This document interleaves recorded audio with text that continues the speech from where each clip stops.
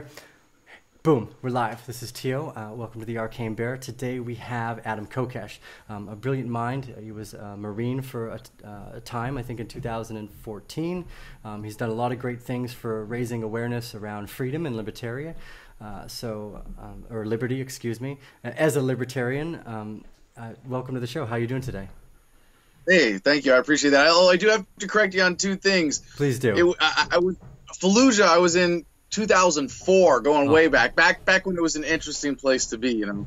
I am not a brilliant mind. I mean, dumb enough to join the Marine Corps. What can I say, you know? But yeah, there's.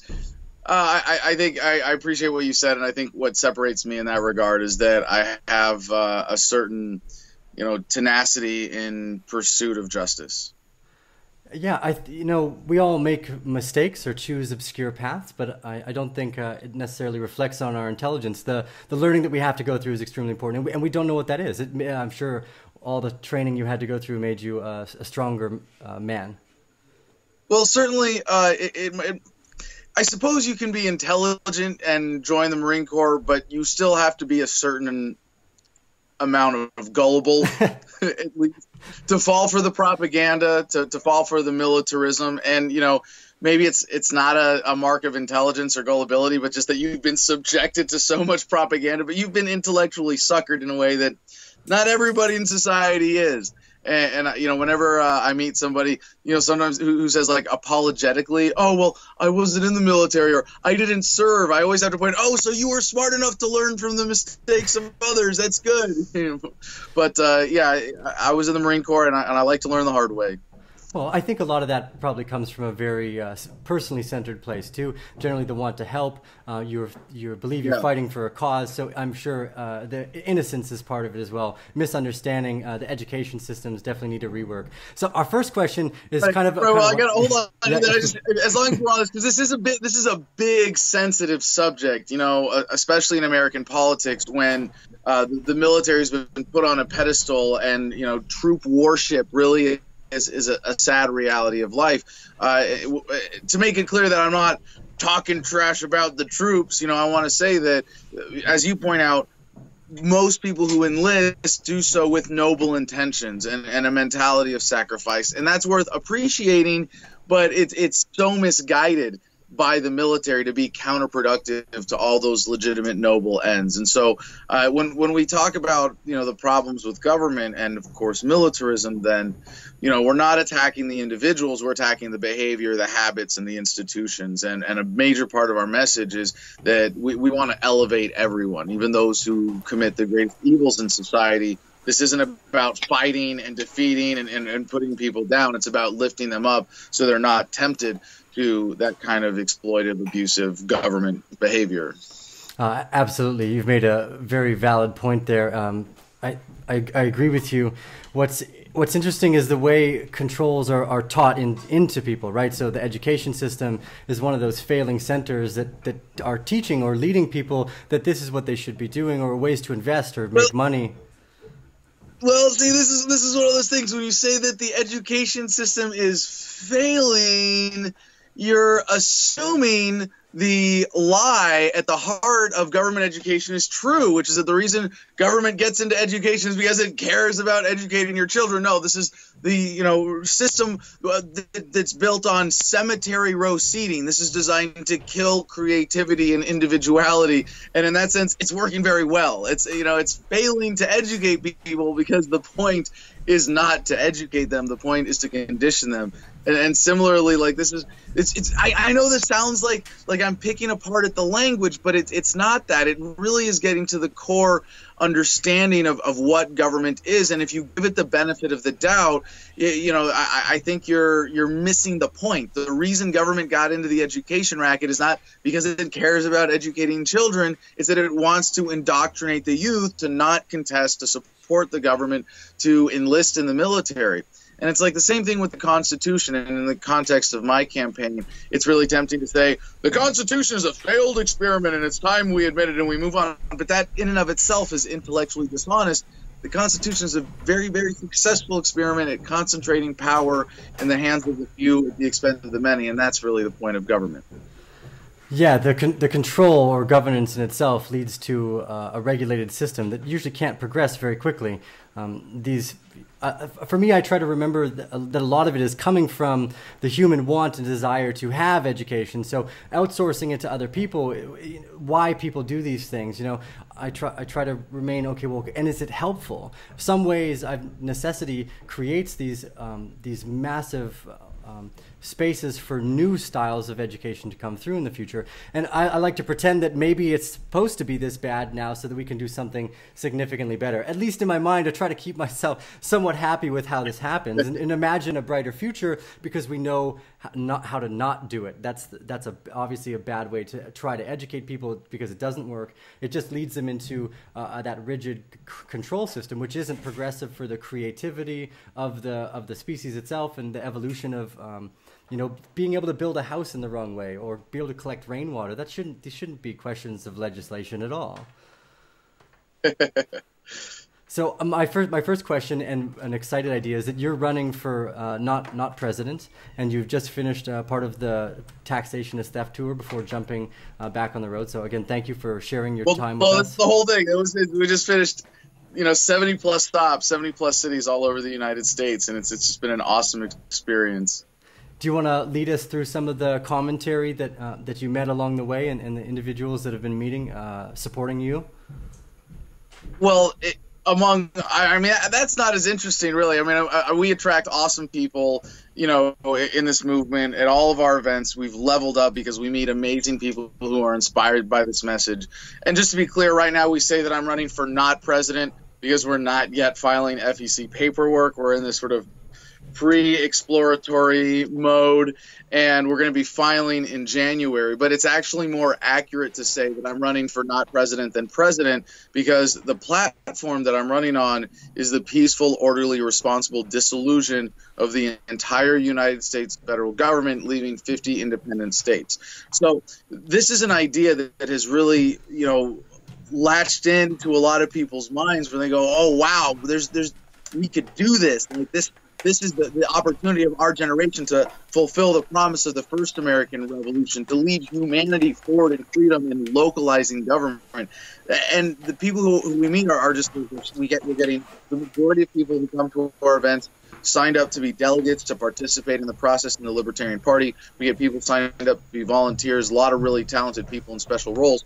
But I think what's more interesting is the sense I get from talking to regular Americans. And when when I tell them what I'm doing, getting ready to run for president on this platform, most of them go, yeah, sounds like a good start. I can get behind that. In a sense, we may have already won, in the sense that the paradigm has already shifted. And it's not that everybody has to understand our philosophy or get our ideology or read a pile of books to get where we're coming from, but just that we are no longer bound by the tradition, thinking that just because it's always been this way, it always has to be that way. And especially when it comes to governance, people are demanding self-determination. If you look all over the world, Catalonia, Kurdistan, obviously, Brexit, the Scottish vote, but all these independence movements all over the world of people demanding to be separated from the one-size-fits-all solution that is big centralized government. And I just think that whole paradigm of nationalism is really starting to fade in the age of global connectivity and the internet. And I see that here in the United States, and I've seen that even on this tour in the way that people are open to new ideas. Like I look at the Trump and Sanders campaigns, not the Hillary Clinton campaign, but I look at even to like Donald Trump. The Republican base was so desperate for something anti-establishment that they went with big government liberal former Democrat Donald Trump, right? Just because they thought he was challenging the establishment. At least that was, gross oversimplification, of course. And then on the Democrat side, Bernie Sanders won the primary. It was stolen from him. So what I look at that and I see is that the majority of people who identify as Democrats to vote in a Democratic primary, or at least roughly half, are looking for something fundamentally different. They're not looking for window dressing. When Bernie Sanders calls himself a Democratic socialist, most of them don't understand that that's kind of what we already have, or communism, depending on how you want to really look at our current system of government in the United States. But I see that what they're looking for is something fundamentally different that makes them open to what is so demonized a word as socialism. And when I talk to a lot of those people, they want government localized. They say, I want government down to the community level where your voice and your vote have a chance of mattering. So I think if what we can do with the Libertarian Party to take ourselves from being a debate club to a political force is put forward this practical policy that immediately improves everyone's lives by dissolving the federal government, leaving your state in charge. That's the future, and that's how we unite not just the splinter groups within the third party movement or the freedom movement or the libertarian movement, but left, right, and center. Every American who cares about freedom against the common enemy of big centralized government, because this is the everybody gets what they want strategy. If you like your government, you can keep it, at least at the community level. You can have what you want there as long as you don't force it on anybody else. Yeah, I agree with you that what you called a paradigm shift into the likelihood of more municipal or community-based governments makes a lot of sense. There's a lot of genetic history in the human species that revolved around that for thousands of years. So reincorporating those more tribal structures is very helpful, because then the community can agree how it wants to move forward. I've seen very abstract versions of that in play by people. So I think that's where the future is headed for us as well. So just a quick insert into the... Oh, yeah. Yeah, just what you said there in terms of the shift that we're experiencing right now. It's that the things that have to be done by governance or in that community sense are going to be restricted to things that are geographically based, like public safety, emergency services, those sorts of things. The things that can be done non-geographically based, like, pooling risk, insurance, dispute resolution, justice services, property registration, contract enforcement, all of that stuff can be done at in a sense, a totally decentralized method. And that, like, blockchain-based kind of stuff that's coming, that's rendering government obsolete already. That's really exciting to see. Yeah, that was leading us into the next questions. So for me, I feel the same way, that these disruptive technologies are giving us the tools to actually incorporate municipal governments, the ability to potentially stake your reputation in your small area about the roads that you want or the healthcare that you would like to stake into. And they seem to be getting really close with it. And those values of transparency and the assured transparency, because simple smart contracts, or as we found out recently, kind of dumb contracts, you can still write a contract that's not smart. That's the point of the platform. That free from regulation kind of standard we're seeing in the blockchain and these emergent technologies is extremely enlightening. Do you see how far away from this self-rule, maybe blockchain governance community area do you think we might be heading into? Do you think it's close, or is it 20, 50 years away? All right, so I'm very focused on my presidential campaign, of course, but the way that I came to the strategy was based on a longer view of human history that studies those trends and looks at how these ideas are growing, the trend of the fact that we are living in the most peaceful times in human history, the decline in violence, that sort of thing. So to answer your question, I'll use my campaign as an example of one potential timeline playing out here based on all those assumptions. So to dissolve the federal government of the United States, we are going to need an overwhelming public consensus. We're going to need, because they're going to cheat, they're going to steal votes. We're not going to be able to win with 34% against the old party's 33 and just waltz in there and tear down this institution. We're going to need an overwhelming majority. We're going to have to win the exit polls with something like 60%. So And I have to make it clear, I'm not running an educational campaign. We're running to win. We'll be ready to win. We will have this practical executive order that lays out the plan by the Libertarian Party National Convention in 2020 so that the American people know exactly what they're voting on. And it's not for me to be president, by the way. We're turning the U.S. presidential election into a referendum on whether or not the federal government should be allowed to exist at all. So if we hit this black swan moment, right, if it turns out we've already won and the paradigm has already shifted, then we're going to be ready to do this in 2020. And if that's the case, the process of dissolving the federal government, there's a big chunk that happens like right away, like within the first couple of weeks of we sign the executive order, majority of the personnel in the majority of the agencies of the federal government just go home right away. Then there's a process of adjustment in some of the larger institutions and things like the military and the parts of the federal government that get separated down to the states and the liquidation. And that's probably going to take 2 or 3 years. Then there's the longer tail part of this process of, separating the offensive weaponry from the defensive weaponry, de-weaponizing and selling off the offensive weaponry, parting the rest back to the states, so you end up with 50 independent militaries that are like much more militia-based and defense-oriented, and then there's handling the records and things like that. So that whole process might take up to a decade. So hypothetically, now this is like super optimistic, ideal timeline, right? We went into 2020. The process is done by 2030, and you end up with 50 independent states that are more or less stable, and some of them are already racing to say, hey, let's keep going, let's get rid of the state government and get down to the counties. And by the way, when government is localized down to the county level, we're done. As libertarians, we're almost irrelevant, because when government is that localized, it's effectively voluntary. You can opt out by leaving to a different area. You can separate. You can secede on your own property. You can create a new community with new rules. So at that point, I think that's kind of like we're done. Now, that's now we're talking about a global process, right? So if we're able to lead this in the United States, we're down to the states by 2030.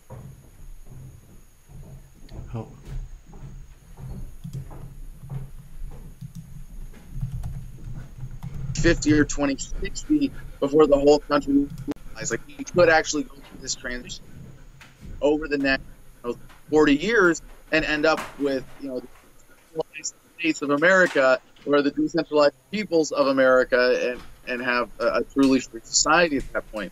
So leading the world means that the other governments that are people under are like, wow, the American people did that, and look how much more happy and free and prosperous they are. We demand the same of our government.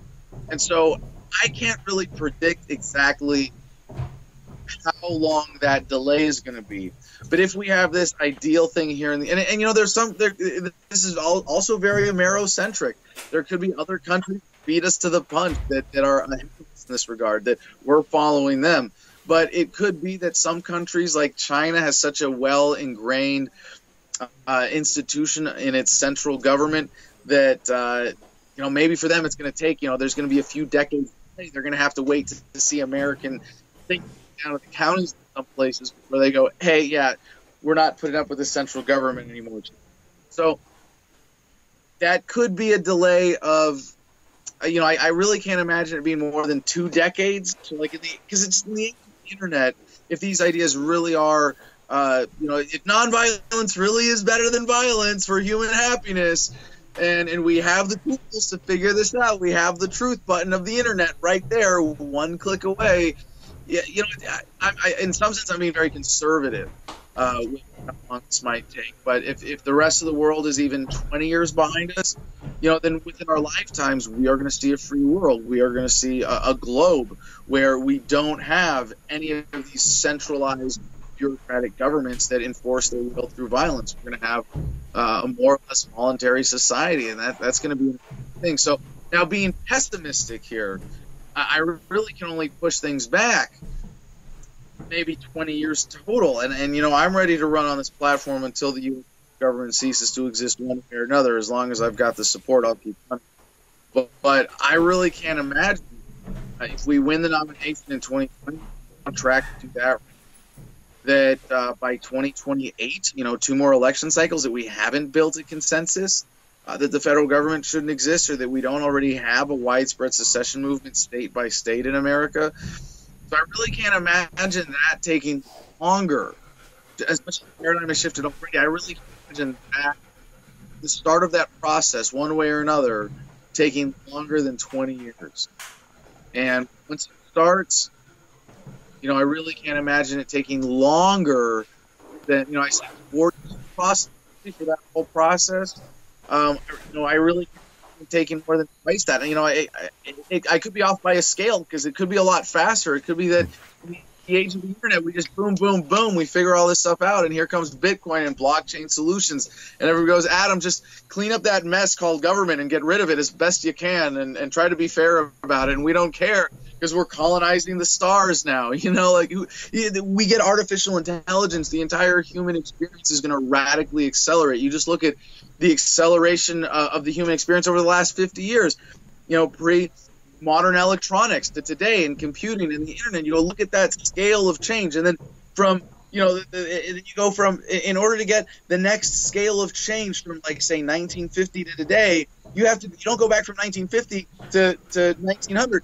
You got to go back thousands of years, and at that point, you're pretty much at, like, the state of nature to see that kind of radical change, and that kind of scale of a shift is what we're going to see now on a radically compressed timeline, because this is all driven by the exponential curves of the human experience.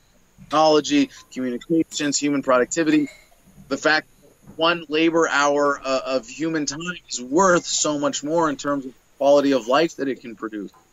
And I just found out recently from an economic study I was looking at while studying up for a debate about immigration, that if government borders were no longer used to restrict freedom of labor capital, just that one policy of government change, global productivity would double just with that one policy change.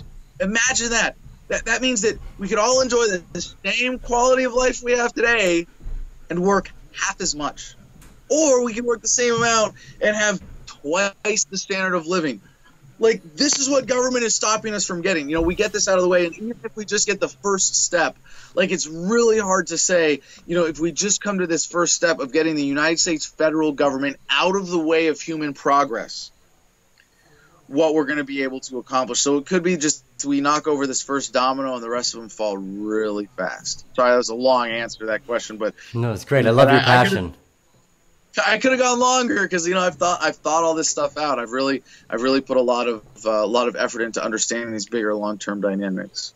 Yeah, I think you hit a lot of the points that I see coming as well, and that it's the people that are driving these new technologies, I think, that will really make it work, because it gives a lot of the power back to the individual to communicate with smart contracts by removing the middleman on almost every occasion, and that's such a of dramatic importance, because this is what we've done is if we give our power away to the government, that's a significant amount of things that we are not able to control in our own lives anymore. And just as you've said eloquently in the beginning, that's a force on us to have to deal with it, or whether we choose to reject it or not. So this is a great answer. I think dissolving these large-scale governments makes a lot of sense, and the technology like blockchain may have already done it, and we're just starting to see the slow burn effects of what it is to, just like how the internet took time for it to really catch on, but once it caught, it's like wildfire. There's all this timber waiting to burn in people's minds, And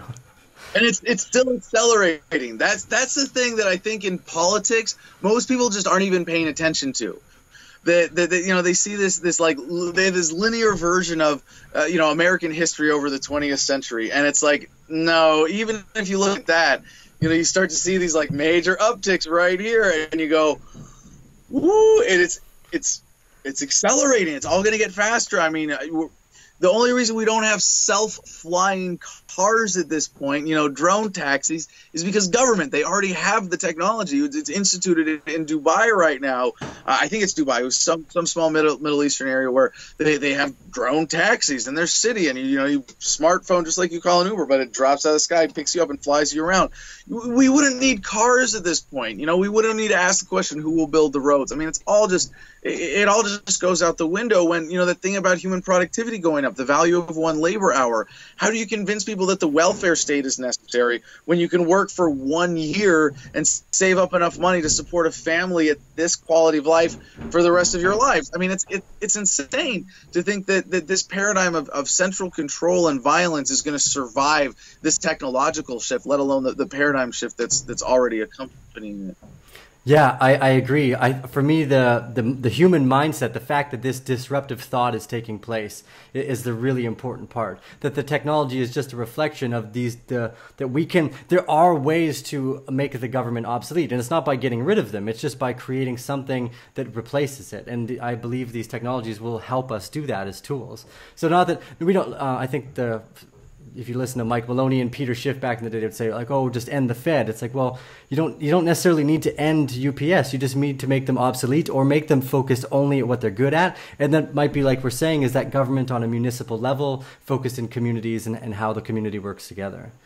And this is hold on. This is an important. It's an important shift for libertarianism that I've been talking about as a strategic shift to focus on localization instead of ideology, to focus on ethics instead of aesthetics. That is the moral way that we go about achieving ends rather than the look of those ends, because everybody has different things that they want society to do. They have different things that they want it to perform. They have different ways that they want it to look. And for example, in my platform, you know, a lot of people say, well, you have to end the Fed. Well, when I say end the Fed, I mean end the federal government. But as to the Federal Reserve System itself, that's an expression of economic preference that I wouldn't have the authority to say, no, you cannot use the dollar. And if the Federal Reserve is a private institution, what do we do to make it ethical? Is we simply remove the backing of the federal government from it. So let it just spin off and die a natural death to competition. Obviously, we already have the technology to make the idea of a forced, centrally controlled monetary system obsolete. So that that's an easy one to go out the window. But when it comes to growing the movement, again, making ourselves a political force rather than a debate club, if we acknowledge that we can't even agree among ourselves what the ideal society is going to look like, we can all agree that we should have the right to determine what that is in our communities or on our own property for ourselves. And having that right to respect for self-determination, I think, is more important to our values than the conclusions of economics to maximize productivity, which is, of course, fine, but doesn't generally take into account the economic values of human happiness, of the feeling of community, of the desire to, experiment. And I wrote a blog post recently called, "Can Communism Be a Type of Libertarianism?" And I make the case that, yes, if it's voluntary, it is. And this is where capitalism kind of is an umbrella to all the other potential economic systems, right? Like, for example, your household, if you're married and you got kids, that's communism right there, or at least socialism. A household family unit is not a capitalist society. It's a communist, socialist, voluntary organization.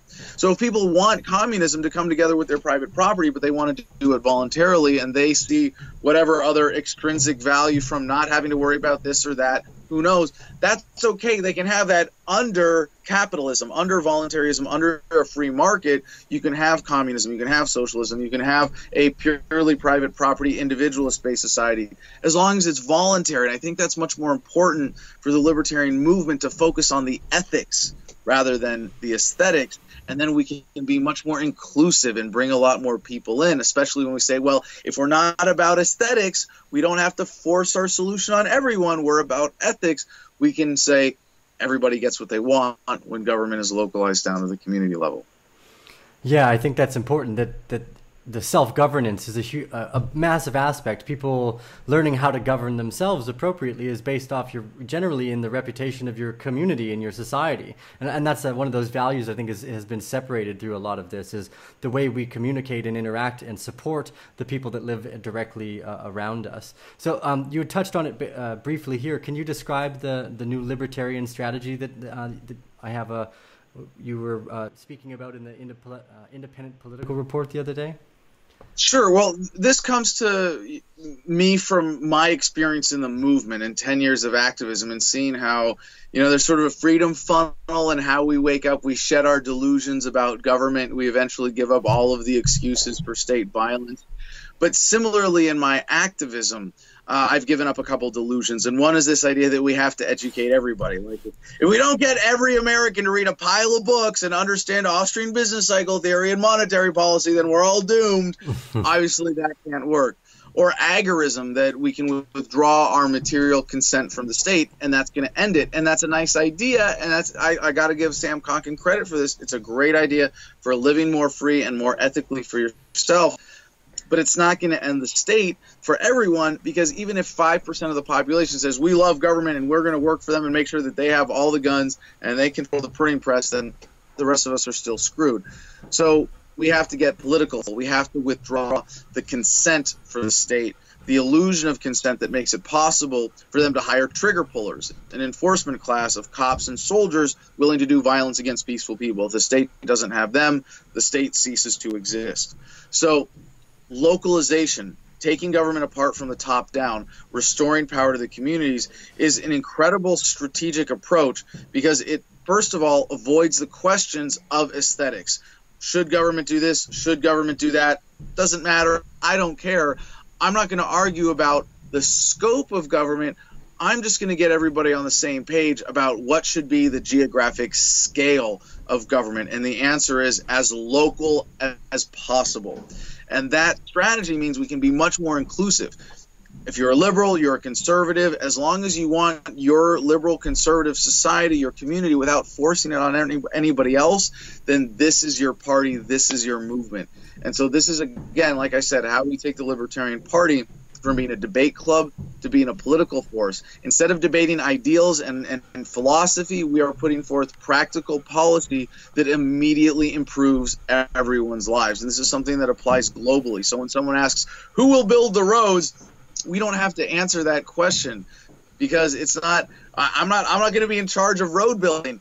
That's the point. But when we cut up the Federal Department of Transportation into 50 different pieces and give each state department of transportation their share, well, then the states are going to do it, and the states are going to do it in a way that's more in line with your values and better off at serving the needs of your community than some far off central corrupt power that's obviously going to pay off its special interest rather than serve people's needs. So in the transition to our ideal of a voluntary stateless society, we can take this first step together because it gets everyone on board. And that's the beauty of this. The new strategy, the new direction for the libertarian movement, localization, the everybody gets what they want strategy.